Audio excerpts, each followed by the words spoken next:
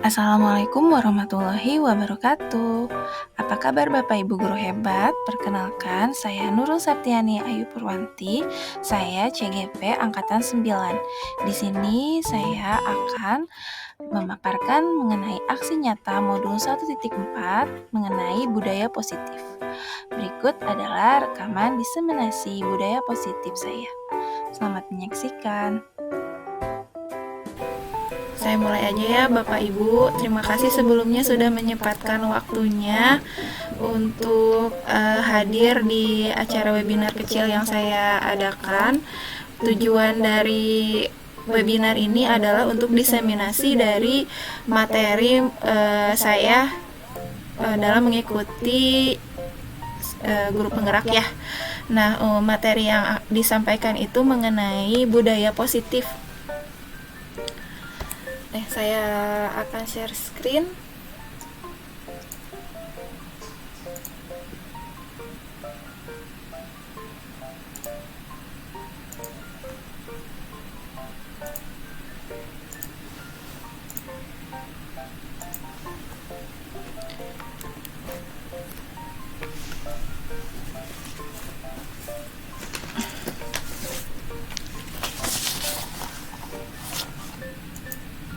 Baik Bapak Ibu, saya mulai untuk presentasi hari ini. Sebelumnya saya mau memperkenalkan diri. Saya Nurul Septiani Ayu Purwanti. Saya calon guru penggerak angkatan 9. Di sini saya akan berbagi ilmu mengenai budaya positif di sekolah. Oke, saya mulai aja. Nah, dari yang akan kita bahas hari ini ada beberapa submateri atau hal mengenai budaya positif yang akan saya bahas. Yang pertama itu mengenai pembelajaran paradigma baru, disiplin positif, nilai-nilai kebajikan, teori motivasi, hukuman dan penghargaan restitusi, keyakinan kelas, 5 kebutuhan dasar manusia. Terus ada juga 5 posisi kontrol, dan yang terakhir itu segitiga restitusi. Oke, yang pertama mengenai pembelajaran dengan paradigma baru. Nah, pembelajaran dengan paradigma baru merupakan sebuah konsep pembelajaran yang berorientasi pada penguatan kompetisi dan pengembangan karakter yang sesuai dengan nilai-nilai Pancasila ya. Kan di kurikulum Merdeka ini kita ada yang disebut dengan proyek penguatan profil pelajar Pancasila. Nah, pada pembelajaran paradigma baru ini, dia berorientasi pada penguatan kompetisi dan pengembangan karakter sesuai dengan nilai-nilai Pancasila seperti yang tadi sudah saya sebutkan. Lalu ada juga meliputi beberapa aspek seperti pengajaran sesuai dengan tingkat kemampuan, kerangka kurikulum, capaian pembelajaran, prinsip pembelajaran, dan asesmen. Nah, pada konsep pembelajaran dengan paradigma baru ini, dia berpusat pada murid. Jadi, setiap murid itu belajar sesuai dengan kebutuhan dan tahap perkembangannya. Di CGP ini, saya diajarkan bahwa ada suatu konsep dari Ki Hajar Dewantara bahwa setiap murid itu memiliki 2 kodrat, yaitu kodrat alam dan kodrat zaman. Kodrat alam itu adalah sesuai dengan bakat dan minat yang dimiliki oleh murid tersebut, sedangkan kodrat zaman yaitu sesuai dengan perkembangan zaman yang ada. Nah, selanjutnya saya akan memaparkan mengenai disiplin positif.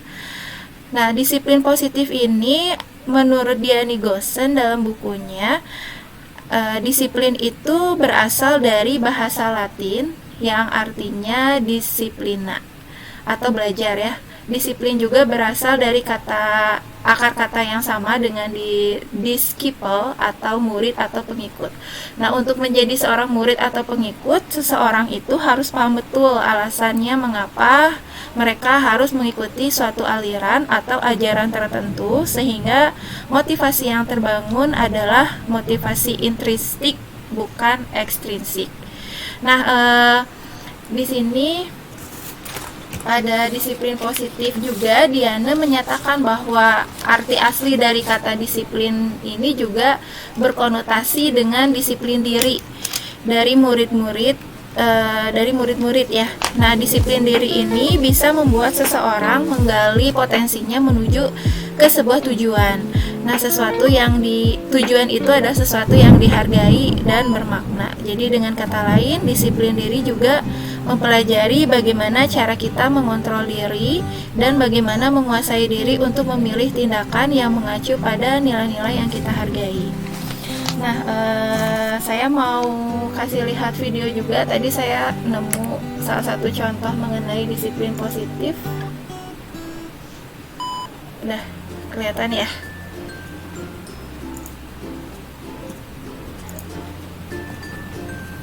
Suaranya kedengaran nggak ya Bapak Ibu? Kedengeran, Bu? Suara videonya kedengaran nggak? Oh, enggak ada suara videonya. Coba share-nya sama share video ya. Suara ya.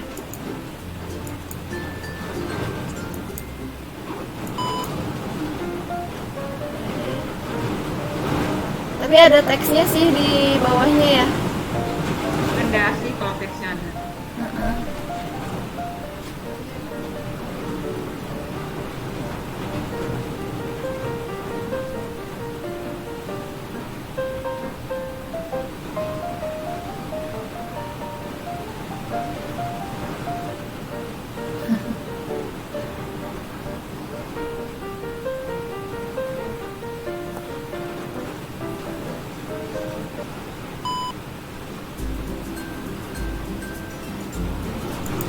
Ini coba ulangi lagi ya Bapak Ibu. Ini tuh ceritanya, jadi ada seorang anak, dia bilang sama ibunya,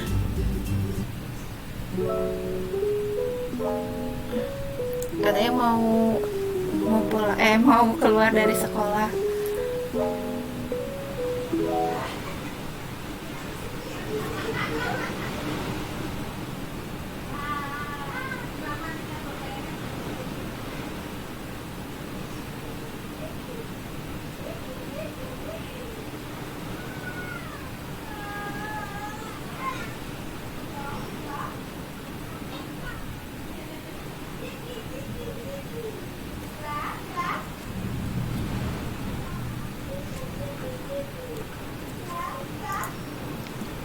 Nah, dari video ini tadi ada yang bisa Bapak atau Ibu, ada yang bisa menyampaikan pendapatnya mengenai video yang barusan ditonton? Ini ya, kita coba lihat lagi.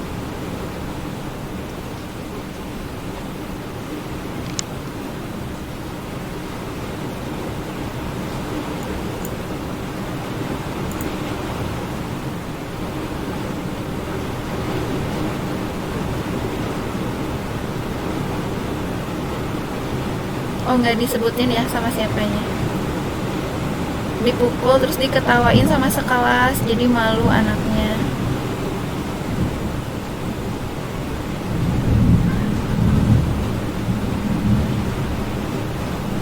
Udah cuma sampai di situ doang.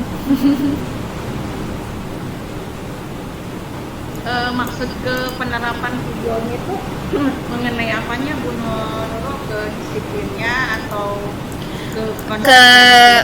ke disiplinnya sih, kan karena disiplin positif juga nanti nyambungnya ke konsekuensi logis,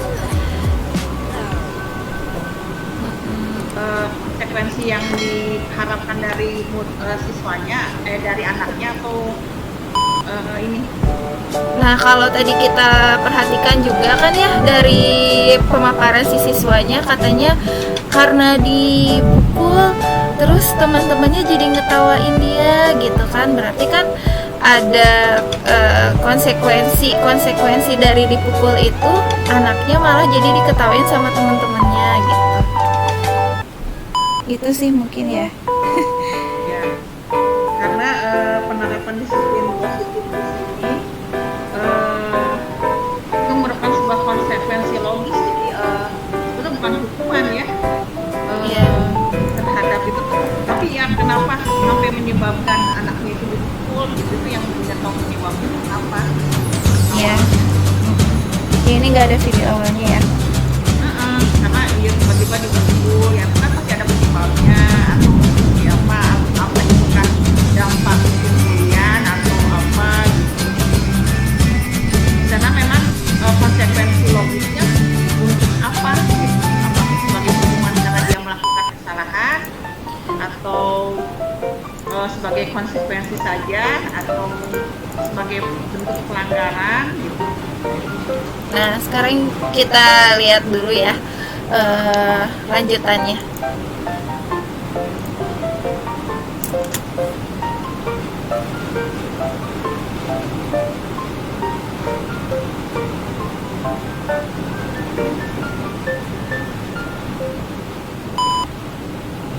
Tapi kalau dari pemaparan ininya, pembawa acaranya, sepertinya sih ini yang memukul, iya memukul, iya guru, betul. Makanya sampai anaknya malu kan, karena diketawain sama teman-temannya. Kadang kita juga kalau padahal ya kita ngerasanya cuman ngomong keras doang gitu ya ke anak, tapi anak ngerasanya dimarahin terus kan, tiba-tiba teman-teman yang lain suka tuh itu boy ya, itu bu gitu kan, terus ngetawain anak. Kadang kita juga ngerasanya biasa gitu kan, ternyata itu malah berdampak atau membekas di perasaan anak ya.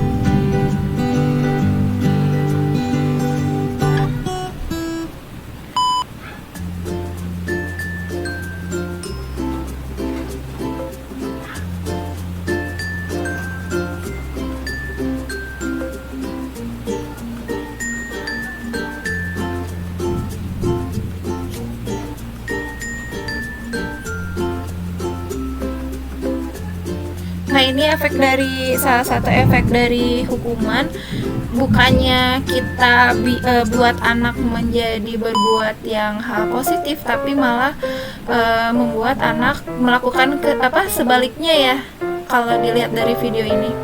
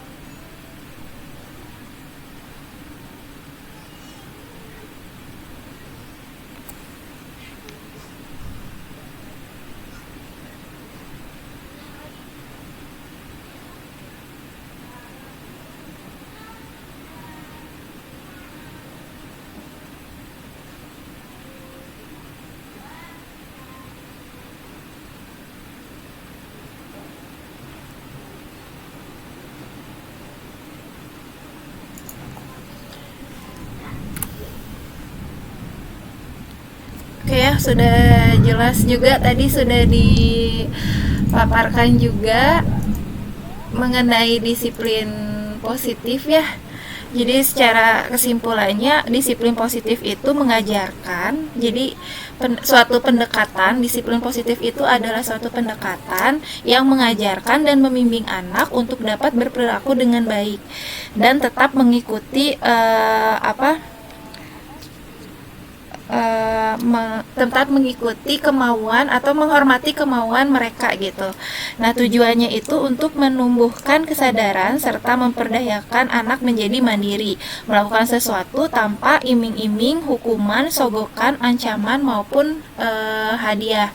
Nah, dari video yang tadi itu kita lihat bahwa tadi ya ada 3R 1H katanya. Jadi kalau anak melakukan sesuatu, kita bisa lakukan langkah-langkah 3R 1H ya. Relate, respect, listen, sama helper. Jadi kita itu harus membantu anak. Jangan sampai anak keluar dari jalurnya yang tidak baik. Jadi disiplin positif ini bisa membantu kita untuk membimbing. Jadi kita bukan berarti kita mengatur anak ya, tapi kita memberikan arahan atau membimbing supaya anak bisa berperilaku dengan baik yang nantinya juga akan berdampak pada kehidupan dia nanti di masyarakat ya. Nah ini, sebagai pendidik itu tujuan kita adalah menciptakan anak ya yang memiliki disiplin diri sehingga mereka bisa berperilaku dengan mengacu pada nilai-nilai kebajikan universal dan memiliki motivasi intrinsik bukan ekstrinsik. Nah, motivasi intrinsik itu apa sih? Nah, motivasi intrinsik ini adalah motivasi dari dalam dirinya sendiri. Sedangkan kalau ekstrinsik itu adalah motivasi dari luar ya, dari luar kemauannya dia itu.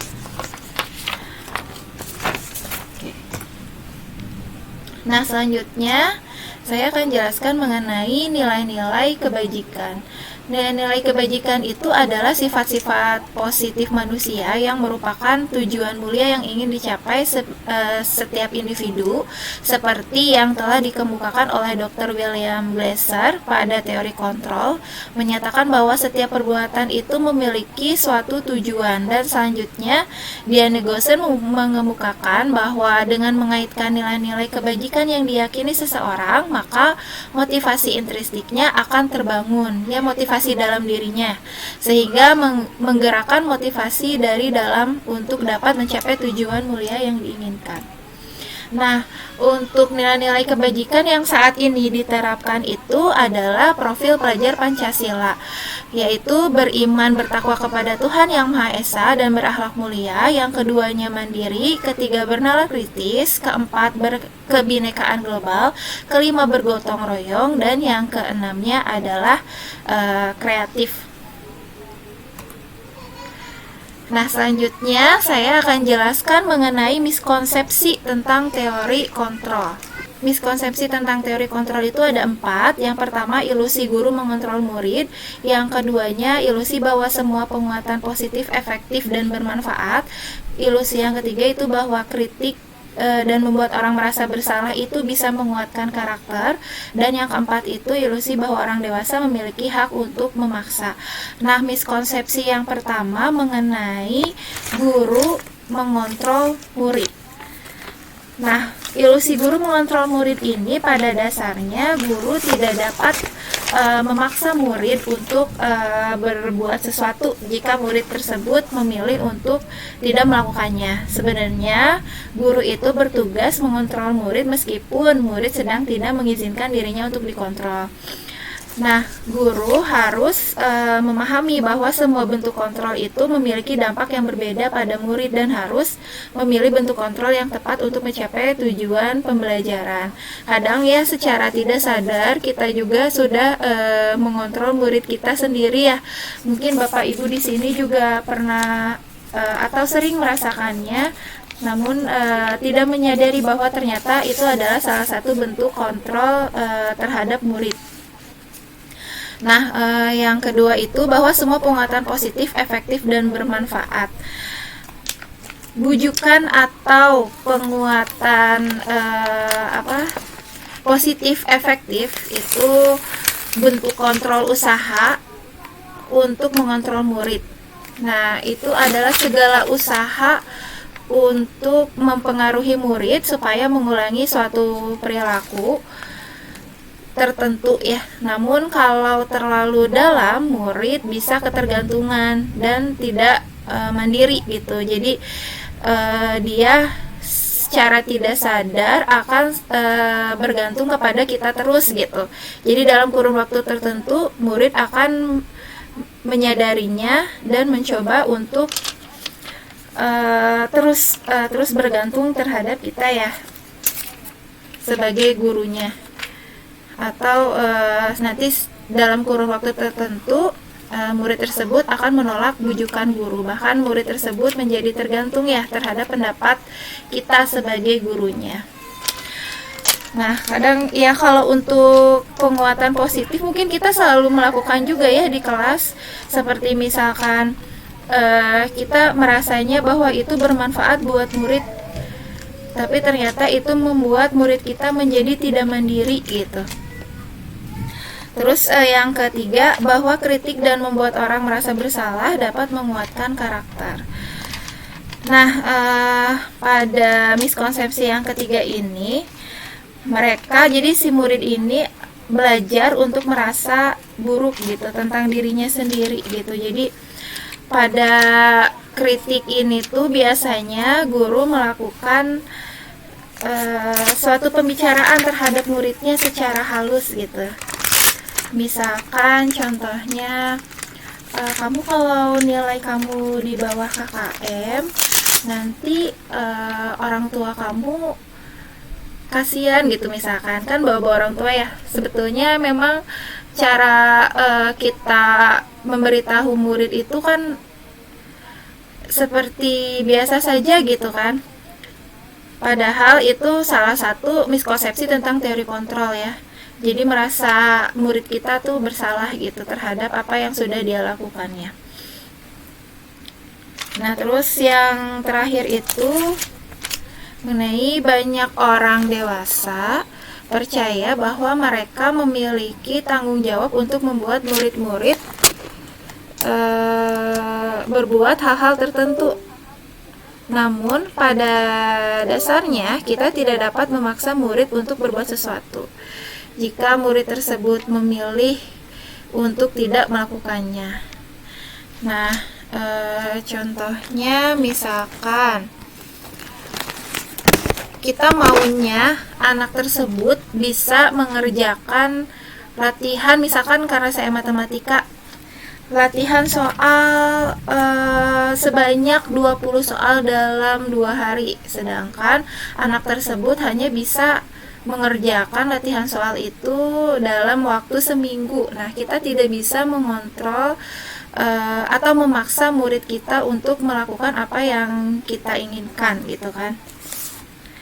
Karena kan kita harus lihat juga kondisi murid kita ya, sejauh mana kemampuan murid kita gitu dalam mengerjakan sesuatu.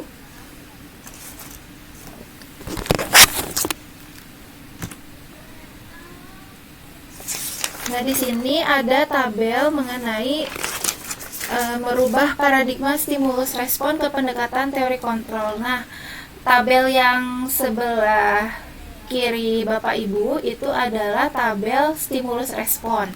Sedangkan yang sebelah kanan itu adalah tabel teori kontrol.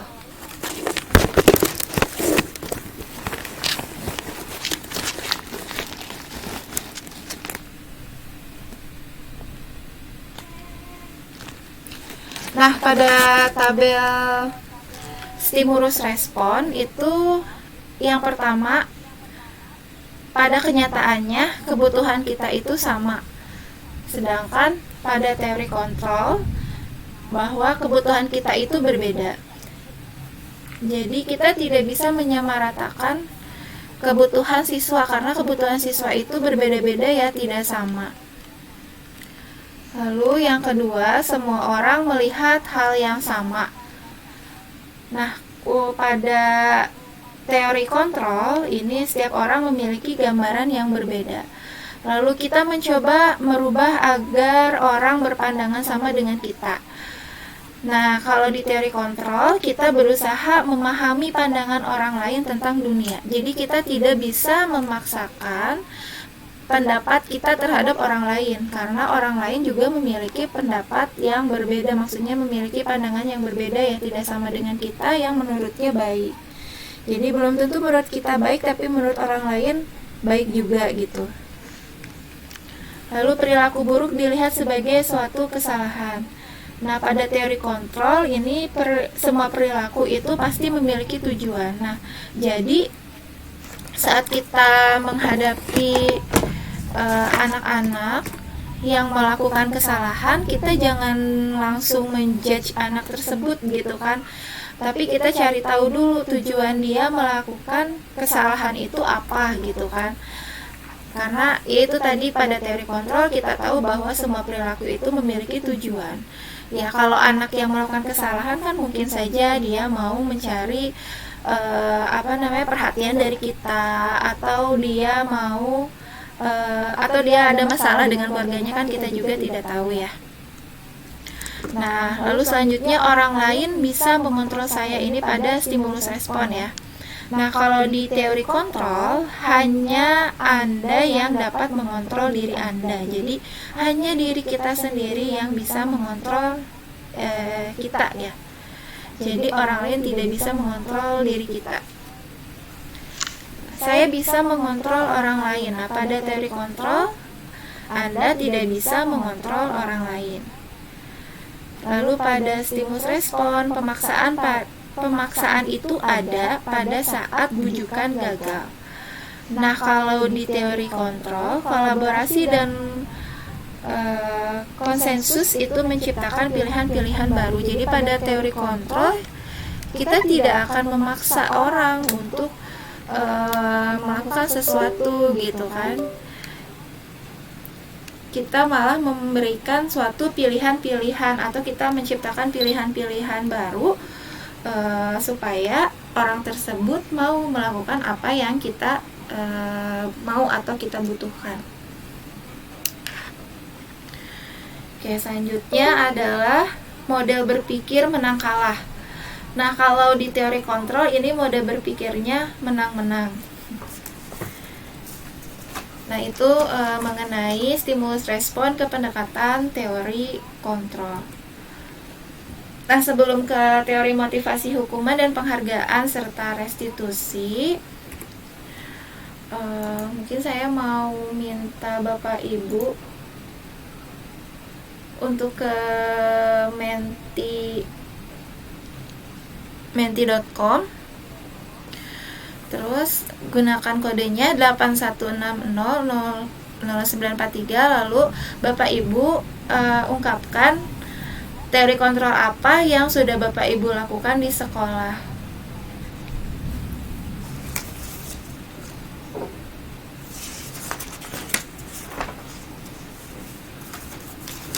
Silakan Bapak Ibu.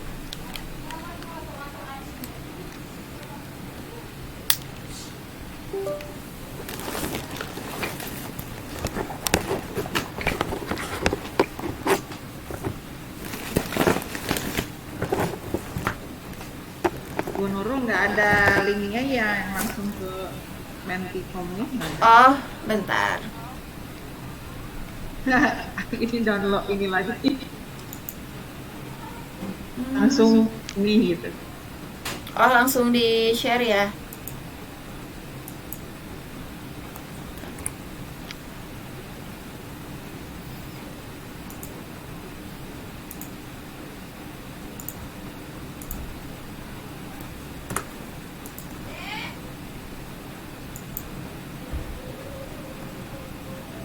Kirim di chat aja. Iya, ini. Tuh, enggak. Udah ada ya?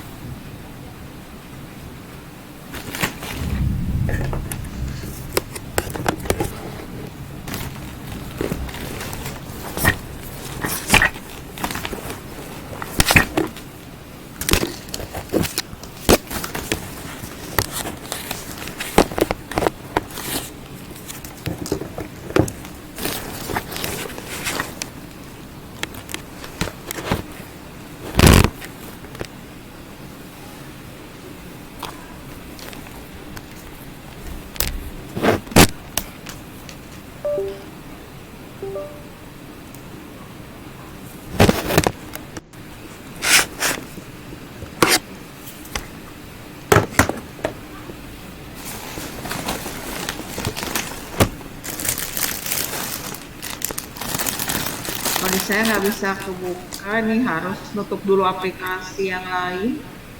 Oh gitu. Ya udah nggak apa-apa Bu Mila.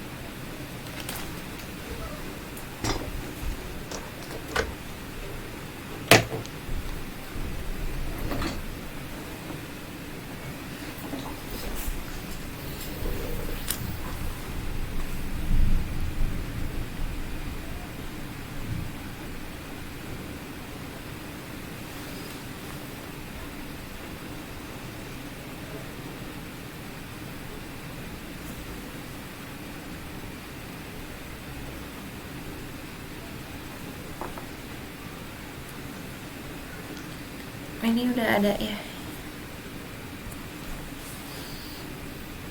Oh ini ya. Banyaknya yang menjawab sebagai teman ya.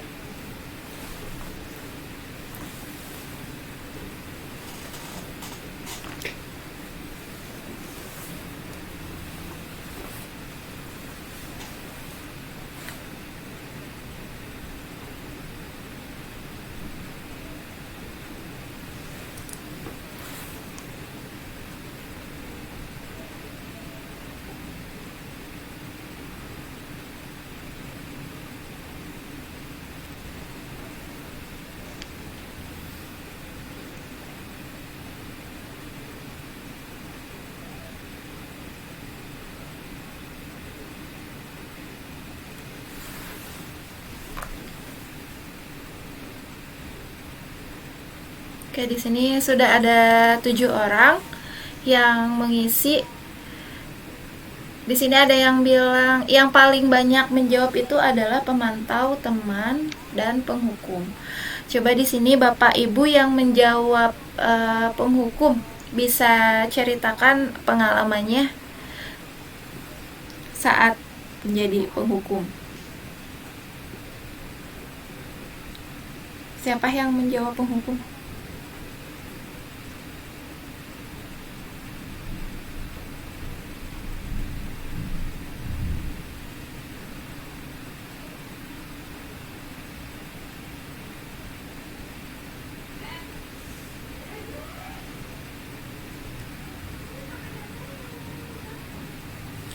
Bu Asri mau menjawab, Bu Asri.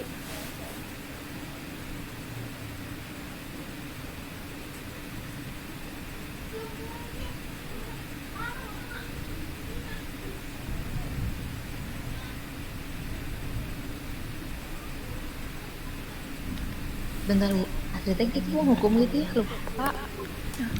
Atau siapa yang jawabnya penghukum ya? Kalau Bu Asri jawabnya apa?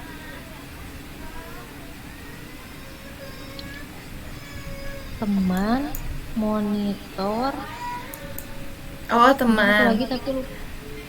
Iya, Ya, pengalamannya gimana menjadi teman terhadap murid?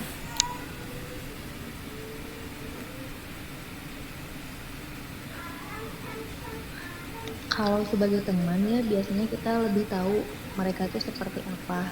Dan biasanya kalau kita memposisikan kita itu sebagai teman, mereka bisa lebih bercerita mengenai kehidupannya ataupun permasalahannya di lingkungan sekolah maupun di luar. Jadi kita bisa lebih tahu dan bisa lebih dapat mengawasi gitu ya bagaimana pergerakan dia atau misalkan sikap dia dan sebagainya.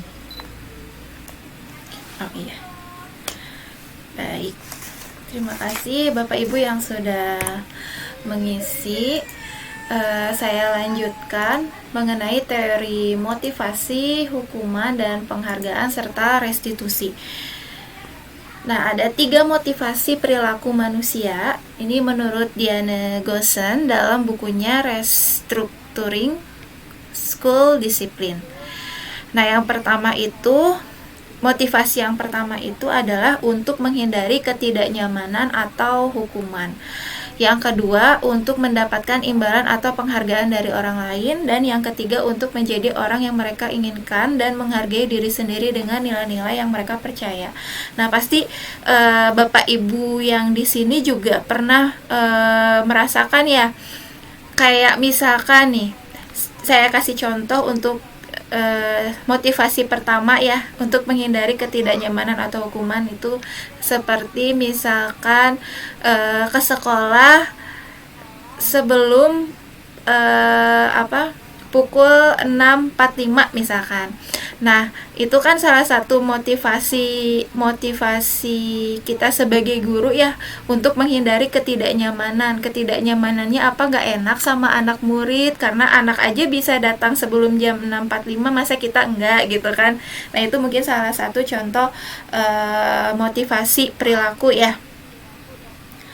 Terus yang kedua, misalkan untuk mendapatkan imbalan atau penghargaan dari orang lain. Mungkin di sini Bapak Ibu pernah ada yang memberikan sebuah hadiah kalau misalkan anaknya dapat nilai yang paling lebih besar gitu dari yang lainnya, mungkin kan ya. Nah, itu salah satu motivasi juga ya, motivasi perilaku, yaitu motivasinya untuk mendapatkan imbalan atau penghargaan gitu. Atau misalkan ingin dapat pujian dari gurunya gitu, atau pujian juga dari teman-temannya. Nah, itu kan salah satu juga motivasi perilaku manusia. Nah, ini untuk hukuman dan konsekuensi. Nah, hukuman itu bersifat tidak terencana atau tiba-tiba. Sementara kalau disiplin dalam bentuk konsekuensi. Nah, sudah terencana kalau itu ya, kalau konsekuensi itu sudah terencana atau sudah disepakati, sudah dibahas, sudah disetujui juga oleh murid dan guru. Nah, umumnya itu bentuk-bentuk konsekuensi dibuat oleh pihak guru atau sekolah. Contohnya seperti tata tertib ya. Nah, kebetulan kan di sini ada Pak Ardi juga sebagai wakil kesiswaan. Nah, ini juga kan sudah berjalan juga ya mengenai tata tertib sekolah, seperti anak yang terlambat, mereka dapat konsekuensi atau hukuman sebelum mereka masuk ke kelas. Biasanya seperti itu ya. Nah, ini ada lanjutannya ya, dan murid juga sudah mengetahui konsekuensi yang akan diterima bila ada pelanggaran ya. Salah satu contohnya adalah tadi siswa yang terlambat ke sekolah. Nah, selanjutnya adalah restitusi. Ini restitusi itu merupakan proses kolaboratif yang mengajarkan murid untuk mencari solusi untuk masalah mereka dan membantu murid berpikir tentang orang seperti apa yang mereka inginkan dan bagaimana mereka harus memperlakukan orang lain. Nah, selanjutnya saya akan menjelaskan mengenai keyakinan kelas. Nah, ini ada perbedaan antara keyakinan dengan peraturan. Kalau keyakinan, dia sifatnya itu lebih abstrak dari peraturan, yang lebih rinci dan konkret. Lalu, keyakinan itu berupa pernyataan-pernyataan universal. Selain itu, pernyataan keyakinan kelas dibuat dalam bentuk kalimat positif dan hendaknya tidak terlalu banyak sehingga mudah diingat dan dipahami oleh semua warga kelas, dan sebaiknya sesuatu yang dapat diterapkan di lingkungan tersebut semua warga kelas hendaknya ikut berkontribusi juga dan dalam pembuatan keyakinan kelas lewat kegiatan curah pendapat. Nah, setelah itu yang terakhir, bersedia meninjau kembali keyakinan kelas dari waktu ke waktu. Jadi keyakinan kelas ini bisa berubah-ubah.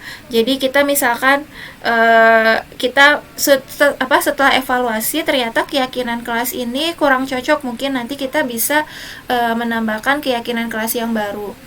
Nah, untuk peraturan, kalau peraturan itu mengatur tingkah laku, memiliki sanksi, bersifat tertulis, sifatnya umum dan abstrak, lalu bersifat singkat dan supel, mengikat serta memaksa. Nah, ini salah satu yang sudah saya lakukan itu mengenai keyakinan kelas. Bentar ya, saya share videonya.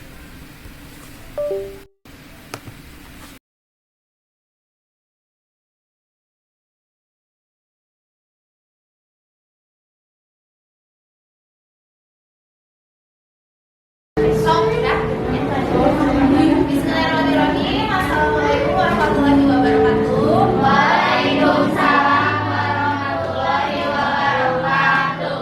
Gimana kabarnya semuanya hari ini? Alhamdulillah baik. Alhamdulillah. Nah, untuk memulai pembelajaran kali ini, Ibu akan mengajak kalian untuk membuat sebuah keyakinan kelas. Keyakinan kelas ini bisa kita sebagai pegangan ya selama proses pembelajaran, terutama di pembelajaran Ibu. Nah, apa sih keyakinan kelas itu? Keyakinan kelas itu adalah kesepakatan bersama demi kenyamanan bersama juga ya. Jadi kita harus saling bertukar pendapat atas apa yang ingin kalian alami atau rasakan di kelas gitu selama proses pembelajaran.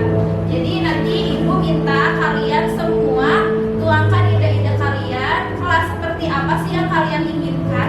Misalkan ketika saat pembelajaran inginnya Ibu boleh kan misalkan saat pembelajaran sambil minum Bu gitu. Nah, itu salah satu ya contohnya. Nah, nanti mungkin ada ide-ide lain dari kalian semua ya. Tadi kan itu hanya contoh dari Ibu. Nah, sekarang Ibu ingin kalian menuliskan di buku, atau Ibu minta sekretarisnya di sini siapa?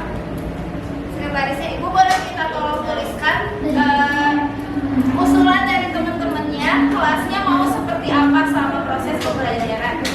Boleh di depan.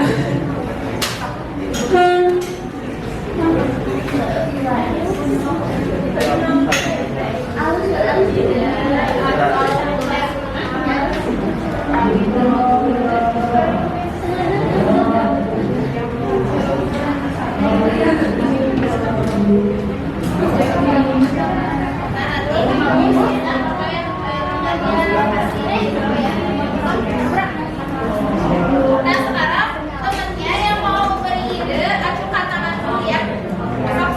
Siapa yang mau memberi ide terlebih dahulu? Boleh apa aja, kalian misalkan inginnya belajar sama Ibu mau seperti apa gitu.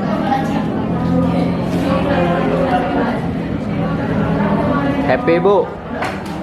Misalkan dari tugas, dari boleh ada nggak mau ada PR. Gimana? Jaki? Gimana? Nggak mau ada PR. Tidak mau ada PR. Nggak usah dikasih tahu, langsung aja. Nggak ada PR. Oke. Boleh sambil dengerin musik. Masukin tangannya.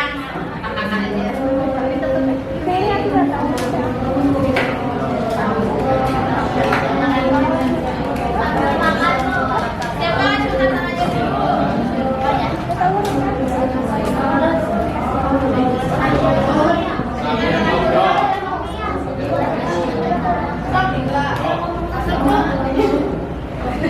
Stop.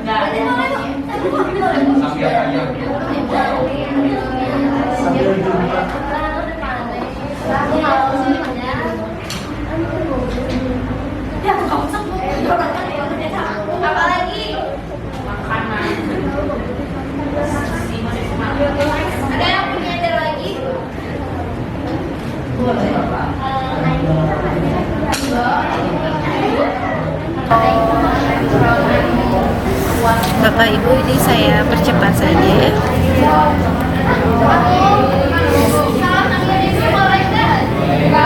Boleh.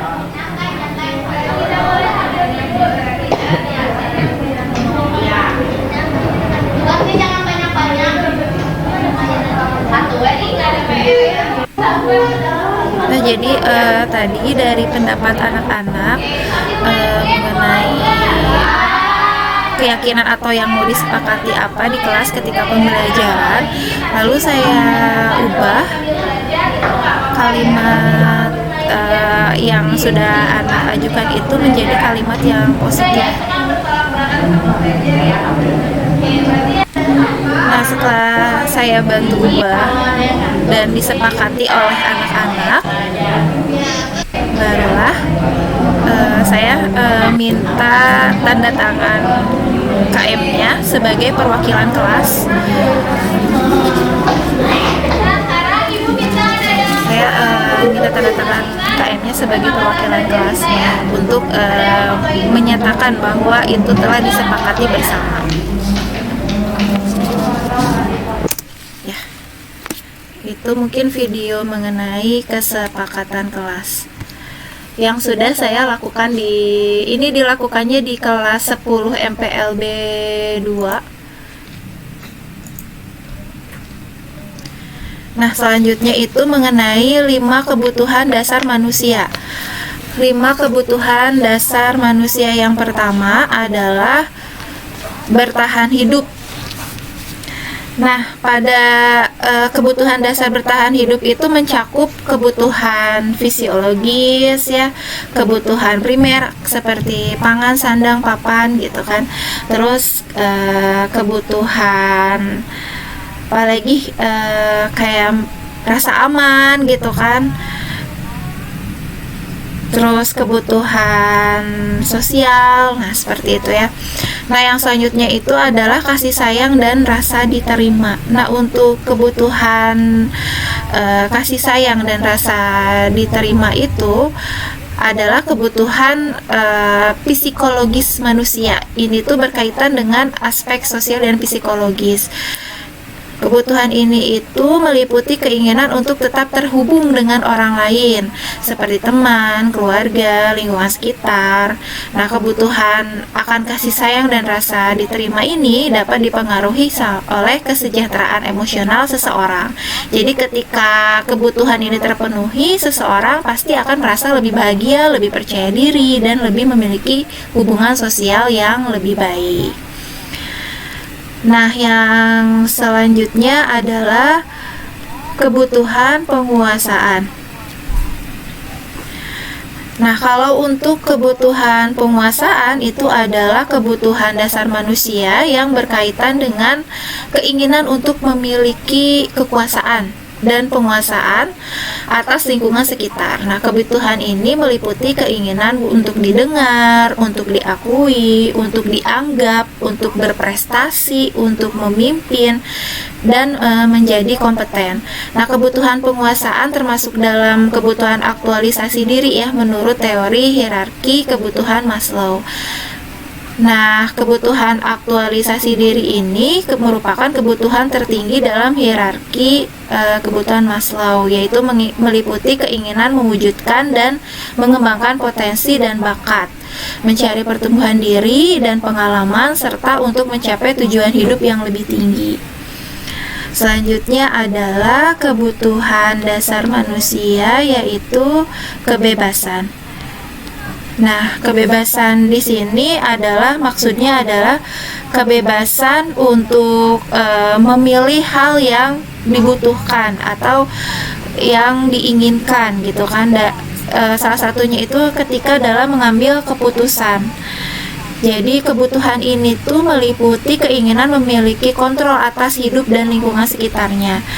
Nah, kebutuhan dasar dari kebebasan itu merupakan kebutuhan untuk mewujudkan dan mengembangkan potensi dan bakat.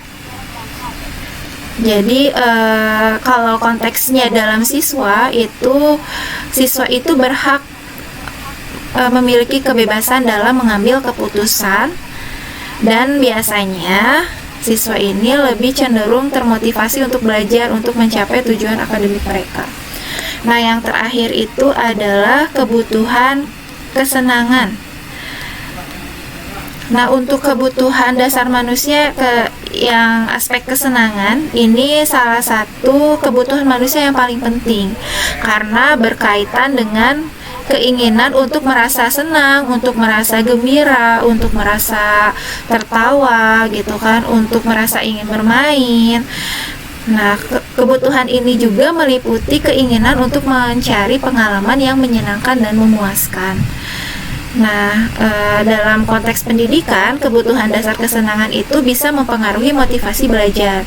Contohnya seperti misalkan anak-anak inginnya belajar sambil bermain. Contohnya kemarin juga dalam pembelajaran matematika, anak-anak inginnya belajar matematikanya sambil bermain atau diseling dengan games. Nah, ini saya bahas lagi mengenai 5 posisi kontrol. Nah, kalau tadi kita bahasnya miskonsepsi terhadap teori kontrol. Nah, kalau yang sekarang adalah 5 posisi kontrol. Nah, 5 posisi kontrol yaitu yang pertama penghukum, yang kedua pembuat merasa bersalah, yang ketiga teman, keempat pemantau, dan kelima manajer. Nah, untuk penghukum ini seorang penghukum bisa menggunakan hukuman fisik maupun verbal. Jadi kayak kita misalkan kamu meni bodoh-bodoh teuing tak eta teh penghukum, tapi penghukum dalam verbal ya. Terus kalau hukuman fisik, misalkan kamu harus, karena kamu telat, kamu harus lari keliling lapangan 10 keliling misalkan. Nah, itu juga bisa jadi sebuah hukuman. Nah, orang-orang yang menjalankan posisi penghukum ini senantiasa mengatakan bahwa sekolah itu memerlukan sistem atau alat yang dapat lebih menekan murid-muridnya lebih dalam lagi. Jadi dengan hukuman yakin bahwa murid itu akan disiplin misalkan. Nah, yang kedua itu pembuat merasa bersalah. Nah, pada posisi ini biasanya guru bersuara lebih lembut. Nah, pembuat rasa bersalah akan menggunakan keheningan yang membuat orang lain merasa tidak nyaman atau bersalah atau rendah diri juga. Lalu yang ketiganya itu sebagai teman. Nah, guru pada posisi ini tidak akan menyakiti murid, namun akan tetap berupaya mengontrol murid melalui persuasi. Nah, posisi teman pada guru bisa negatif, bisa juga positif. Nah, kalau positif di sini itu berupa hubungan baik yang terjalin antara guru dan murid. Nah, guru di posisi teman menggunakan hubungan baik dan humor untuk mempengaruhi seseorang. Nah, itu ya untuk posisi teman. Yang keempatnya adalah pemantau. Nah, memantau berarti mengawasi. Jadi pada saat itu pada saat kita mengawasi, kita bertanggung jawab atas perilaku orang-orang yang kita awasi. Nah, posisi pemantau ini berdasarkan pada peraturan-peraturan dan konsekuensi. Dengan menggunakan sanksi atau konsekuensi, kita dapat memisahkan hubungan pribadi kita dengan murid sebagai seseorang yang menjalankan posisi pemantau. Nah, yang terakhir adalah posisi manajer.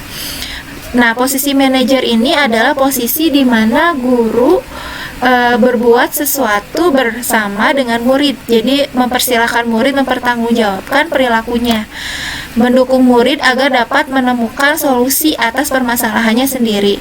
Nah, seseorang manajer telah memiliki keterampilan di posisi teman maupun pemantau, dan dengan demikian bisa jadi di waktu-waktu tertentu kembali kepada kedua posisi tersebut bila diperlukan. Nah, kira-kira Bapak Ibu guru yang di sini lebih memilih posisi kontrol yang mana sebagai guru?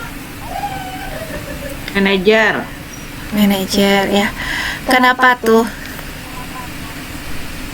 Ya seperti tadi Bu, bahwa dengan posisi manajer kita bisa memposisikan untuk menggali dulu atau memvalidasi dulu apa yang kesalahan dari siswa, kemudian menstabilkan emosinya juga nanti sehingga timbullah ya tadi unsur intrinsik tadi apa harapan yang akan dilakukan ke depannya untuk mempertanggungjawabkan kesalahannya seperti itu. Iya. Ya, jadi kita sebagai guru ya baiknya ada di posisi manajer ya Bapak Ibu. Saya juga jujur saja baru paham ketika saya belajar ini. Jadi ternyata kita sebagai guru itu harus berada di posisi manajer. Oke, nah ini selanjutnya mengenai segitiga restitusi. Nah, di segitiga restitusi ini ada 3 tahapan. Tahapan yang pertama itu menstabilkan identitas atau stabil the identity. Yang keduanya validasi tindakan yang salah. Yang ketiganya itu menanyakan keyakinan kelas biasanya ya.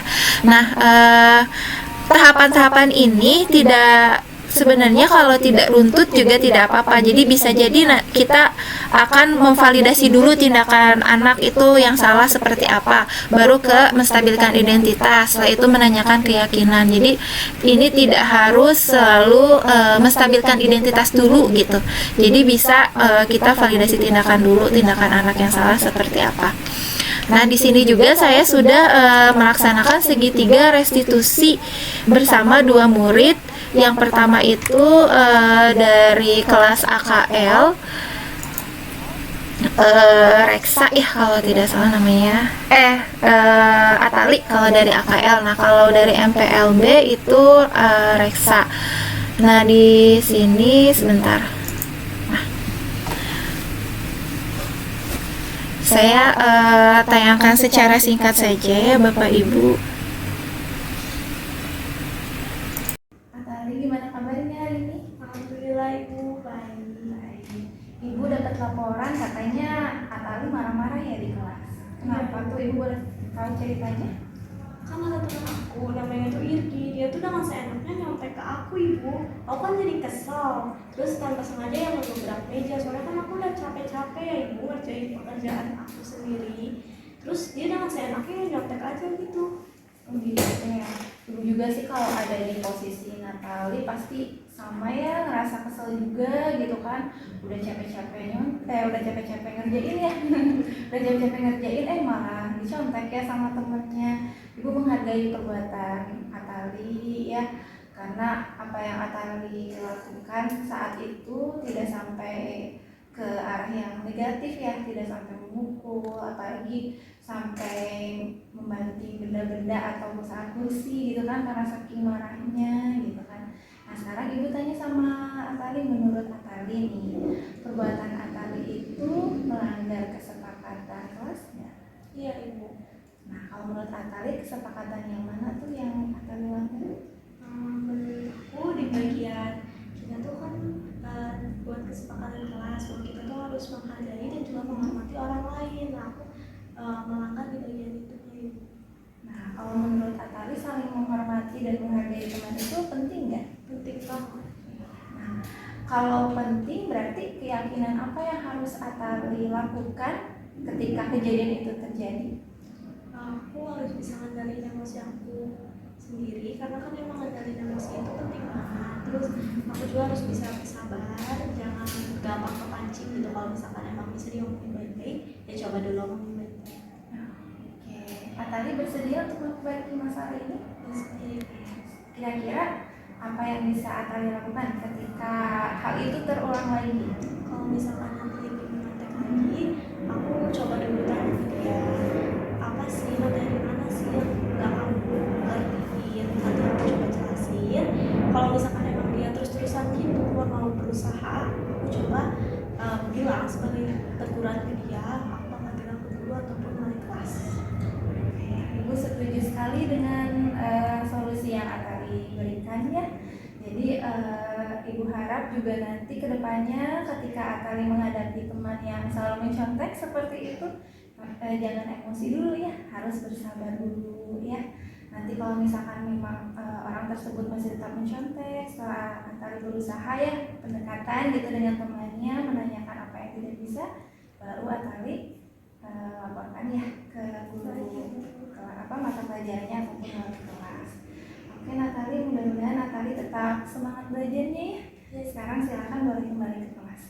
Kasih. Sama-sama. Itu Bapak Ibu,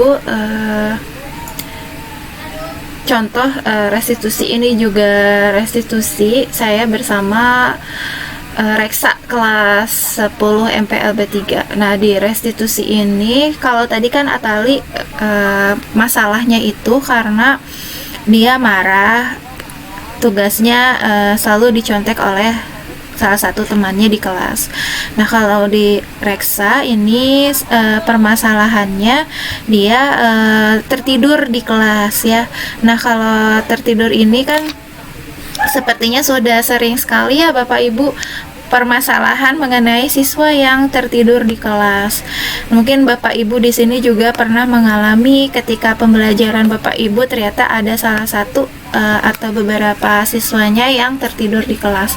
Nah, dalam segitiga restitusi ini kita wajib nih harus mendengar dulu alasan siswa mengapa hal tersebut terjadi. Setelah itu kita memvalidasi tindakannya, apakah menurut siswa yang melakukan kesalahan itu bahwa tindakan itu benar atau salah, atau setelah itu kita menanyakan kembali keyakinan kelas yang tadi di awal sudah kita sepakati pada saat pembelajaran kita di kelas.